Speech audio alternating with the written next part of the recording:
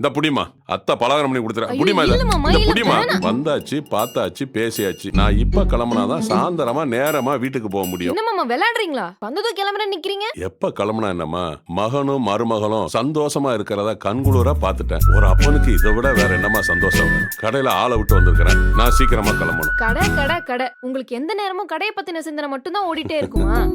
இன்னும் கொஞ்ச நாள்ல நீயும் இதே மாதிரி ஆயிருவ. சரிம்மா நான் கிளம்புறேன். ஒரு சின்ன உதவிமா. சொல்லுங்க மாமா. என் தம்பி பொண்ணு உனக்கு தெரியும்ல?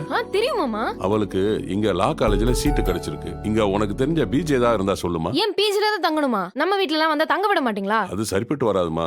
நீயே கடையும் பார்த்துட்டு வீட்டையும் பார்த்துட்டு கஷ்டப்பட்டுட்டு இருக்கிற. அதுக்காக அப்படியே விட்டுருவீங்களா? அதுக்கு இல்லம்மா. மாமா சும்மா அதுன்னு சொல்லிட்டு இருக்காதீங்க. அப்புறம் பாருங்க நான் உங்ககிட்ட கோச்சிட்டு பேசாம இருக்க போறேன். சரி சரி, அவளை என்ன ஏதுன்னு உங்ககிட்ட போன் பண்ண சொல்றேன். நீயே அவட்ட பேசிக்க. சரி மாமா. சரிம்மா. ஊருக்கு போயிட்டு மறக்காம போன் அடிங்க. சரிம்மா.